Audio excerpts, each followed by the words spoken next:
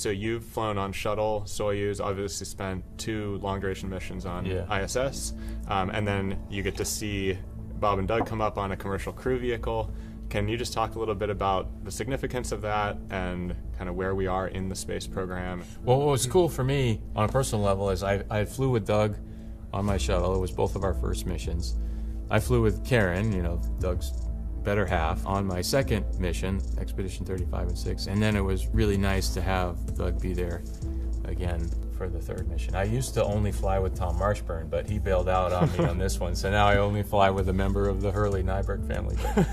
But just in general, it was so awesome to be part of that part of our nation's manned spaceflight history.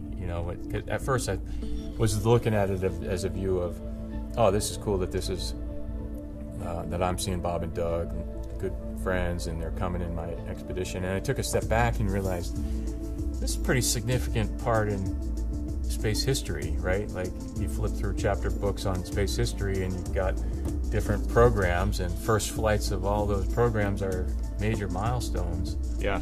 And this is no different, and it's kicking off a whole new kind of method to get to the space station. Exciting to launch from Florida again. And I remember thinking that on launch day, their launch, we passed directly over the launch pad 2 minutes before launch. So in that 2 minutes, it sounds really close, but 2 minutes, we were already like up by South Carolina or something. So we couldn't just see out the window their liftoff, and it was daytime, so difficult to see the contrast of the rocket. But I got a great view of the launch pad, took a nice photo of it moments before liftoff, and then NASA TV was being piped up to us, and we were watching live, and Yvonne and I had this whole scheme of which windows we had cameras on going, and we had it all. We kind of did a little rehearsal on how to manipulate all the cameras, kind of like these guys setting up the set, making right before liftoff, and then shortly after liftoff, I just focused on NASA TV and was glued to that thing. I remember being so excited.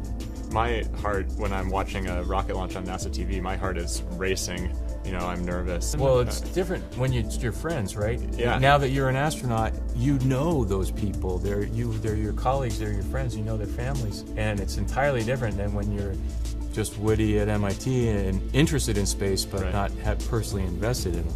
Right. And same thing for me. I'm on the space station, first manned rocket launch of that type, and like, go, just so excited.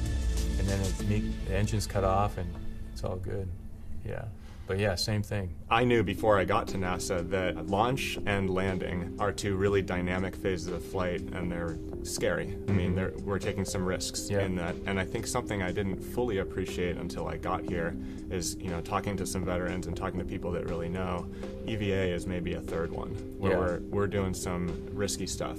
Obviously, we're doing it as safely as we can, but I'm curious, do you think of it that way, similar to launch and landing? And are you nervous going out the door, like you might be anticipating a launch? Well, I think everyone is a little your nerves are on edge on your first one. As you do a few more, you get a little more comfortable with the whole situation. But what surprised me on this one, the first of the 4 that Bob and I did, which was the first one for me for 7 years, and the last one since Luca and I went out and all that water in the helmet problem happened, it was just another morning as I was going through the morning, and we got into the deep press and the hatches closed, and we start moving air out of the crew lock, and it got to the low pressures where I knew my next actions were opening the hatch, and I felt my heart race a little bit, and I was thinking to myself, what are you doing, man? Settle down. And I opened the hatch, and out I went, and I remember feeling a little like I wanted to go fast, and I even thought to myself, they're going to call on the radio and say to slow down because they're watching all your heart rate data and everything, and they did do that, but it only lasted a minute or 2. But it surprised me that I had that kind of first time feeling a little bit on this one, and then it was just so awesome to be out there with Bob, somebody who's so capable and talented, and I think we fell into a rhythm pretty fast, and that was very settling.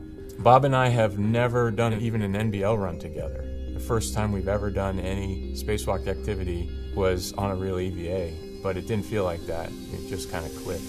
your questions about the risk of it, you definitely, you get a sense for it when you're outside. And what I think most is now we're at a phase where I can only help Bob and Bob can only help me. You as Capcom can't, flight director can't.